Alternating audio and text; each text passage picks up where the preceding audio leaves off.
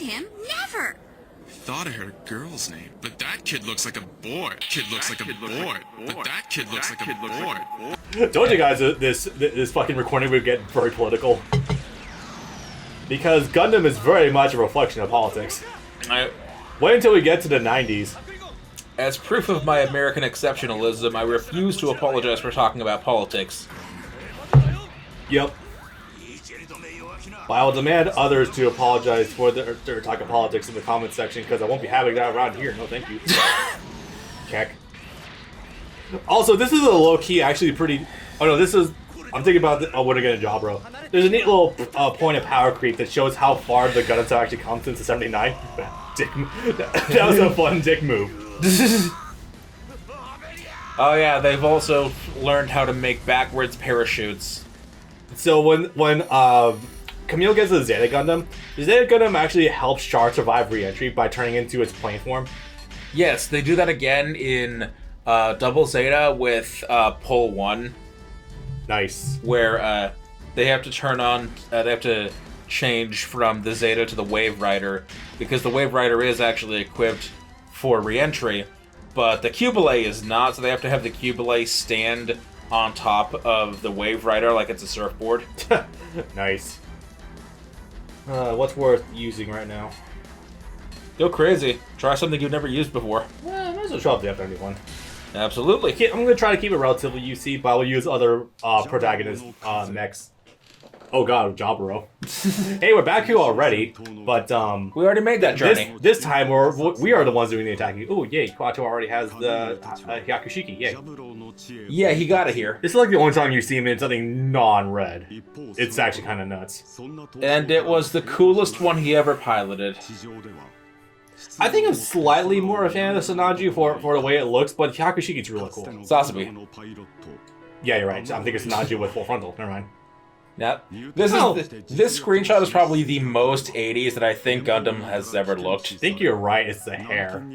It's the hair and it's the eyes especially. Yeah. This is like peak 1980s animation. Also the lighting. Yeah.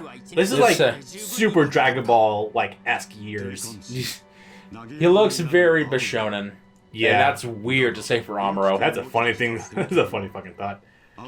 Okay, a couple of things. One, Char is working for the AU because, well, I mean, that should be obvious.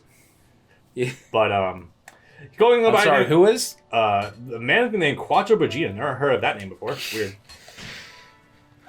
Because obviously you're not going to work for Earth Federation because they are very much on board with the Earthbound nationalism. Hold on just a moment. So, Mr. Virginia. That name sounds like another thing. That sounds very, almost, sexual. It would take 30 years, but I think they topped it. Really? With a character in Age by the name of Natura Anus. E-I-N-U-S. Anus. That is fucking ace. I love that. Jesus Christ. Yeah. And boy, does she get treated like the butt of everyone's jokes. Oof. What is he using right now? It's not just a Hyzak, it has a different head. I don't think it's the Gaplin because he went through a couple of experimental bug-looking suits. He really does. And we are far away from the Bound Dock. No, and it's also definitely not the Biolant. That also comes in way later. Fucking Jesus, the F-91's fast. The F-91 specialty is that it's fast. It's a speed suit. I thought it was more specialized on having strong guns or something.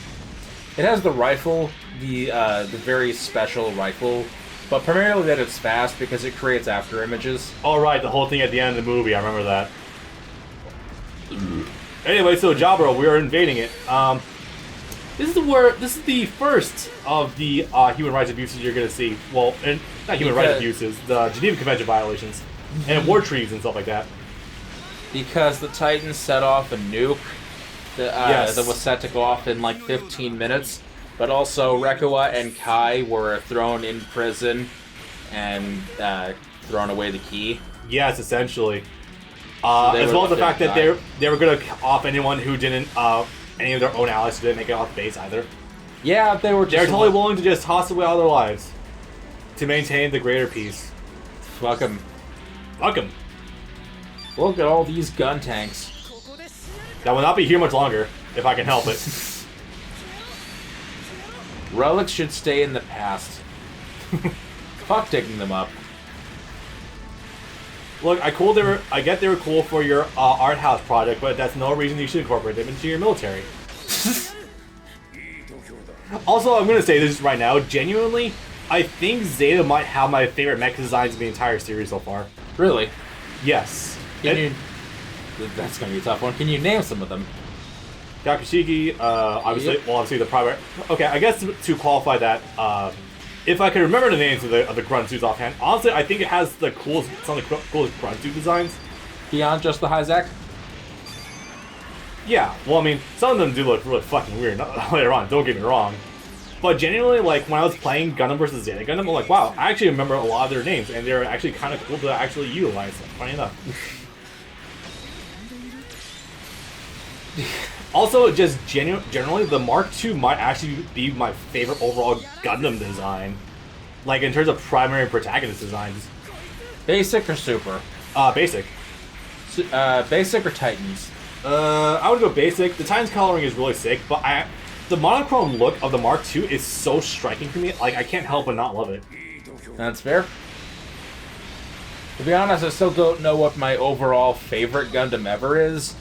But some of my despite all the complaints I was talking about the last couple of days, a lot of my most favorite overall suit designs actually come from Age. Seriously. Yeah, there's some stuff I gotta show you later, but they have some really goddamn sick designs. Nice. Which is funny because a lot of their designs, despite coming immediately after 00, almost more often actually iterate on Code Geass designs. Really?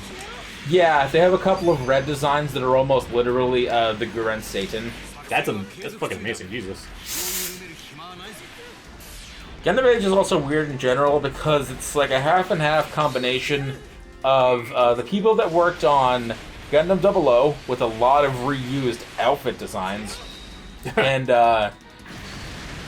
Level 5 Studios, which is a video game studio that made Yokai Watch Inazuma 11, which is a soccer game / anime, and some other crap, but really weird out there looking designs, which is why so many people hate the way it looks as compared to everything else, because it looks like it was made for kids, but it was decidedly not written for kids because there's still a lot of death, even of children. Is it because of the simplified designs of the mechs overall? No, there's no problem with the mechs. It's entirely with the actual human characters. I see. Yeah, from what I've seen, like, the human designs definitely look like... It's the hair, mostly. It kind of does strike me a little bit of, like, very late Shippuden / Boruto with the very, like, streamlined, simplified designs. So I can kind of get that. Like, usually with anime purists, they'll probably go for something more, like, I don't know, something, like, more extravagant with designs. I think it really depends. Like, some things you can make really good if they're simplified. And, of course, some extravagant designs look like shit. Yes. Like Unicorn. Or no, like Narrative especially.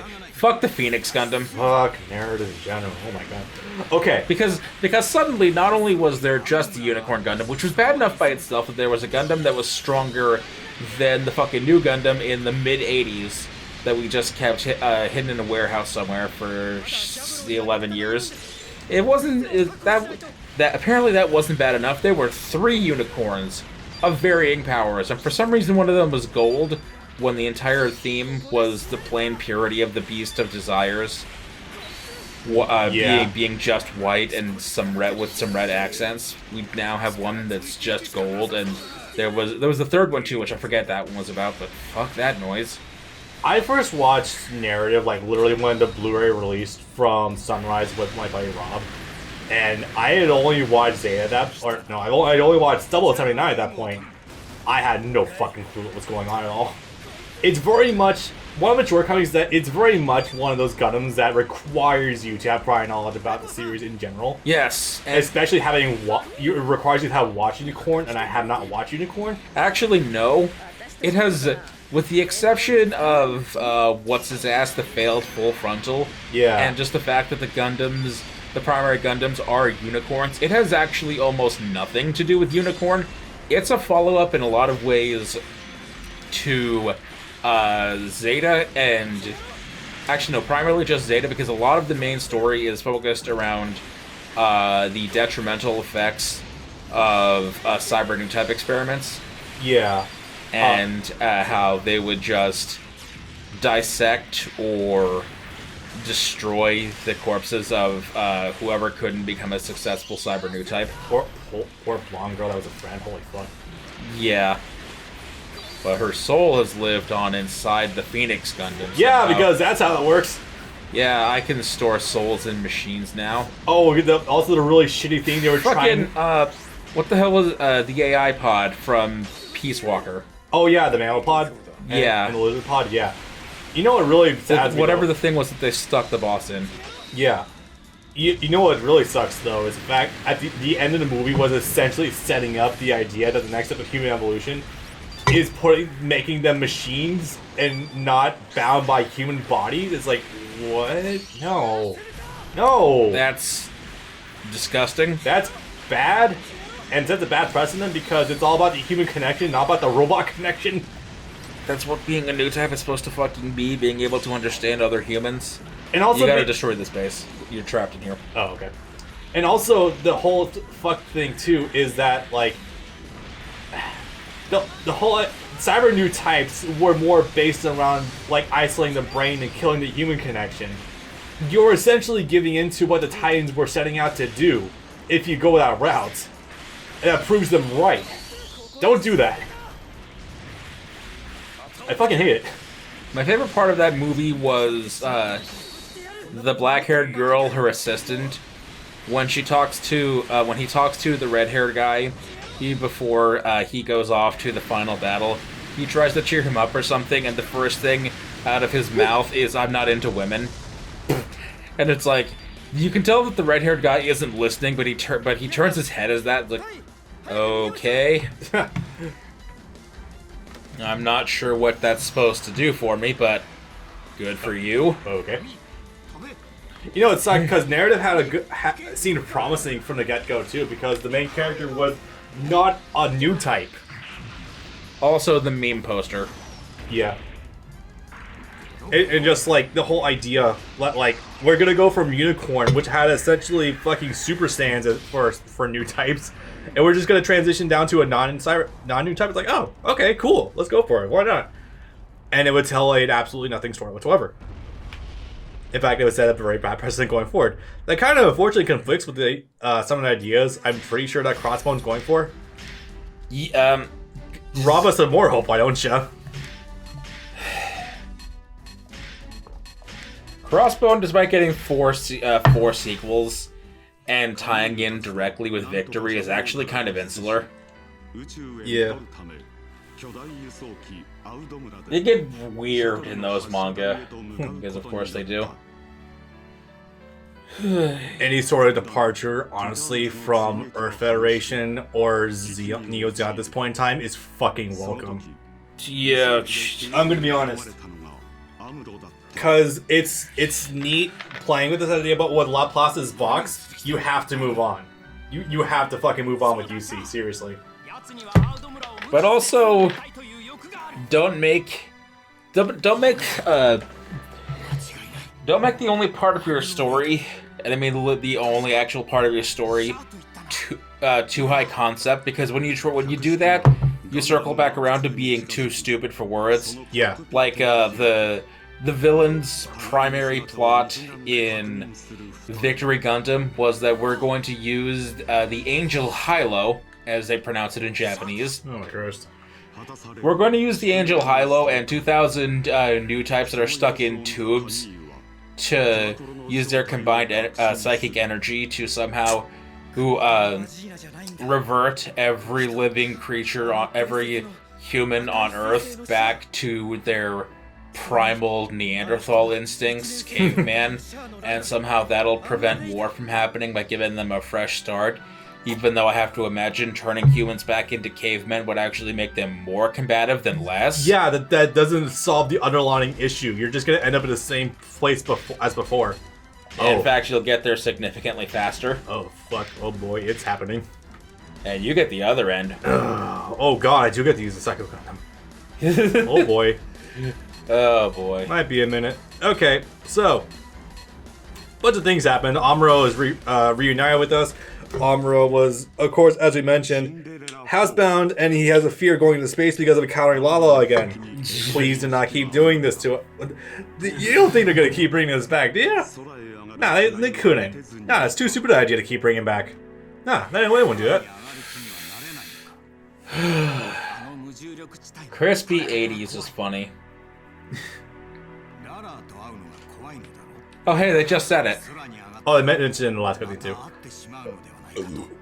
So yeah, Quattro, aka Char, is a really good dad. I like playing the father to others. It feels good. Actual line from Gundam 3. In a crazy sort of way, I already had appreciation of Char because of 079 and because he's a half-decent character there. Half-decent. I say great. Origin does set up him up a little bit, even if that contradicts what his character's about. Decent backstory. Fucking Zeta actually does do a great job with him being a fatherly figure and being a great, just like, handler of people in general. Someone's gonna shoot me for this.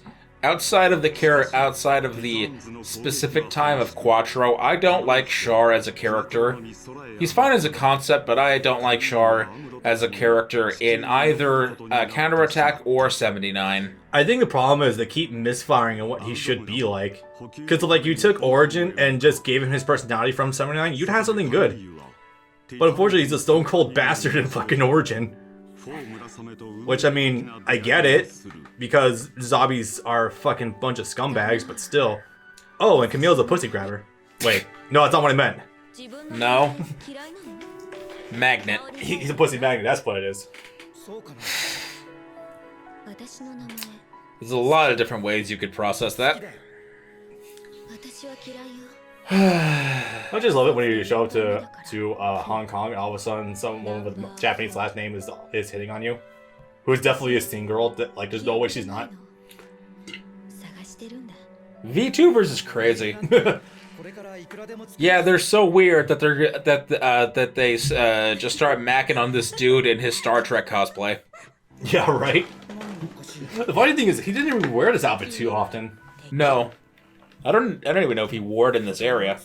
He might have worn in Hong Kong based on the previous scene, but I think only at night. Weird. Federation AU gets all the same. No, it's fucking not! It will be later. The AU will eventually fold back into the Federation and sort of form Londo Bell. Yeah. Minus the fascism. God, that defeats the purpose of the AU so much. Yes. I think they were specifically only really fighting against the Titans because that. Well, no, they fought Neo Zeon exclusively during Double Zeta. Okay. And literally to no end, because they find out the people that the generals and executives of the Federation are completely willing to give in to everything that Haman wants. They're completely willing to give her colonies or sections of the Earth if she asks for it.